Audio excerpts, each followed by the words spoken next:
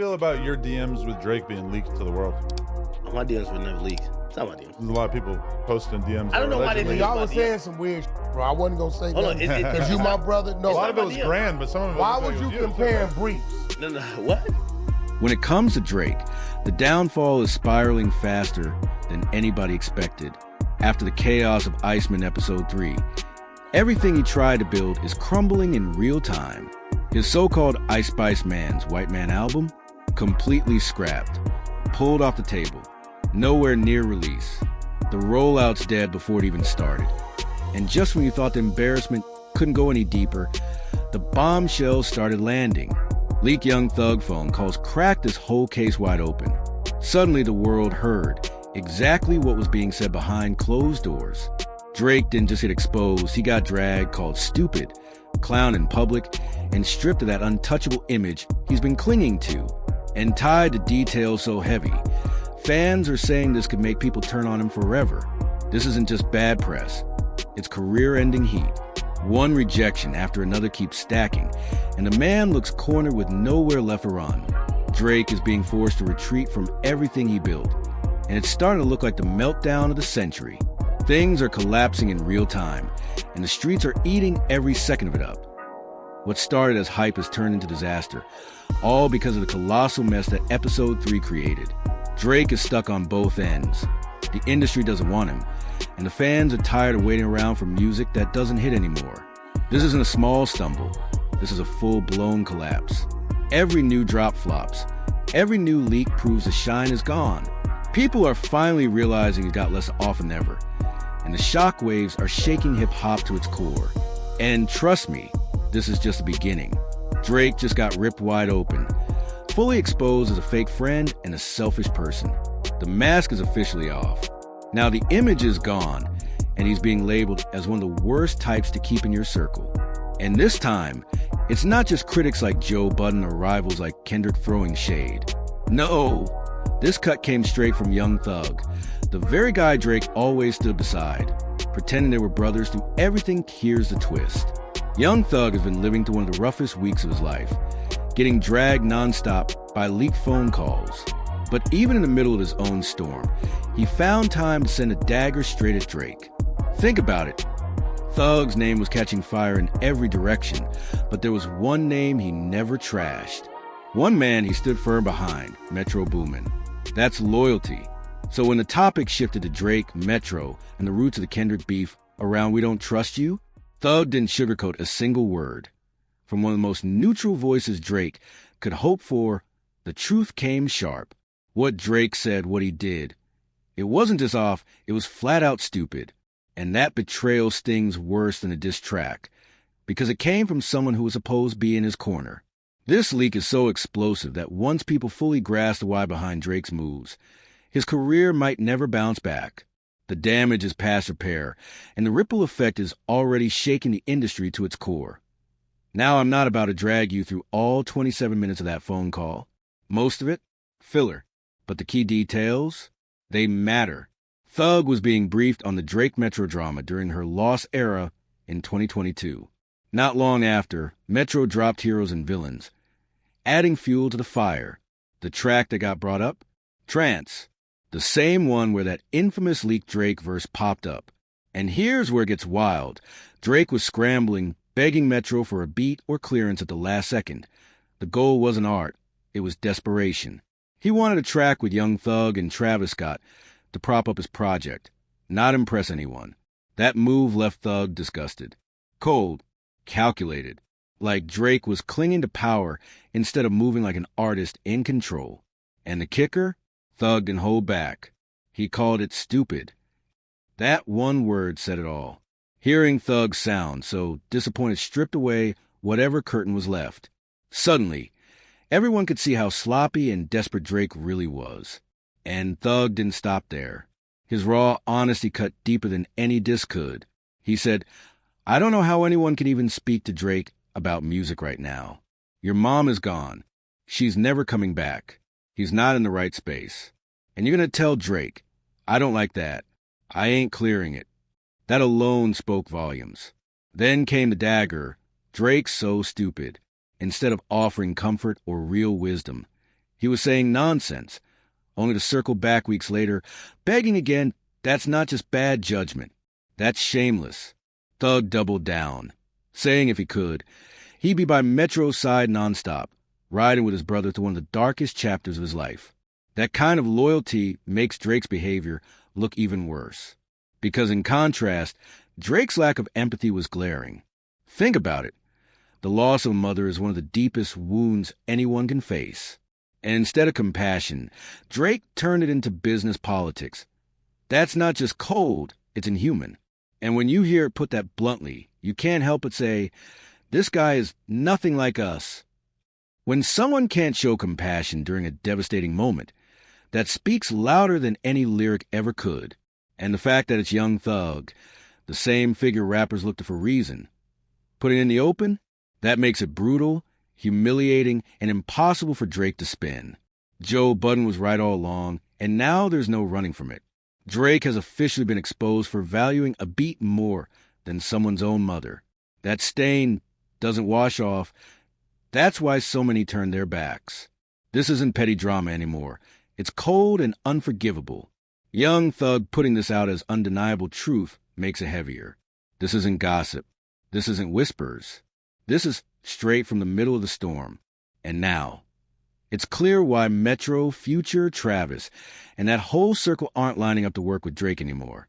He's standing alone, exposed not just as selfish, but toxic and serious rapper wants to link up with someone who puts ego over empathy. Unless you're desperate enough to sell your soul for clout, nobody's crossing that line. For Metro Circle, Thug, Future, Travis, loyalty runs deeper. Metro means more to them than Drake ever will. And with this new info public, the divide is permanent. Drake isn't just in the beef. He's facing an industry wall, closing in. And once people see how ugly this is, they'll keep their distance forever. Here's the harsh truth. Andy proved himself the real friend, while Drake is out here looking desperate, clinging to anyone who might save his sinking music. Behind the scenes, he's begging for help, chasing anything to give his album life. But instead of saving him, the circus is about to eat him alive. Even Rick Ross is calling him white man now. That says it all.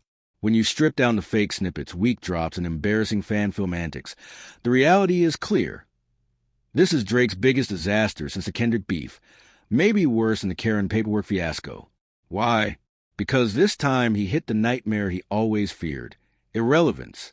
That so-called Iceman project? A total dud. An hour-and-a-half snooze fest, so empty fans didn't even roast it.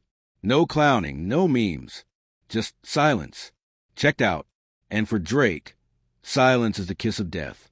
In his world, attention was oxygen, good or bad, it kept him alive.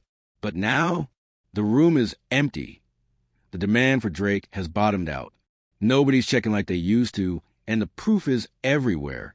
Fans clown a track for a second, then move on without caring. That's brutal, because when a Drake song dies that fast, it means the grip is gone. And let's be honest, if he dropped another single or tried a whole new album, the results would be ugly. Forget platinum. Forget gold. Forget silver. His sales would go triple wood. Just like Pinocchio. Fake, hollow, embarrassing, that's why episode 3 gave us nothing. Instead of bold new music, Drake recycled a part 2 from his last album. And why? Because he knows what's waiting if he drops something real right now. The next flop will flop so hard, it'll make the last flop look like a hit. That's how deep the hole is. This entire Iceman saga is just mid-filler, recycled stories, Pinocchio gimmicks, and tracks that sound like trash on loop. And now, even his stans are admitting IT at this point. It's obvious. Drake's going to push this project back as far as humanly possible. And don't be shocked if it never drops at all.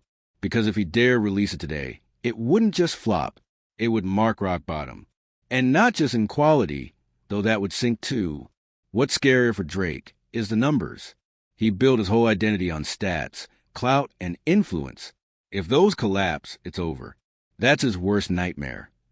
Even compared to For All the Dog Scary Hours edition, which landed soft, this is darker. That project wasn't a smash, but curiosity carried it. Fans tuned in just to see where Drake, was after a break. But now, no curiosity, no hype, no reason to listen. His own filler project from the past looks more valuable today than anything tied to this Iceman mess. That's how far he's fallen. Even his old flops look like wins next to this disaster. Think about it. That Part 2 track? Pure desperation. He's crawling back to an old era that gave him shine, because Iceman never could. That's delusion. The same delusion Drake is drowning in right now. Even he knows how bad it looks. And deep down, he knows how much worse it'll get if he keeps sprinting down this rabbit hole without a plan. Looking at the full picture, Iceman isn't dropping soon. Maybe not ever.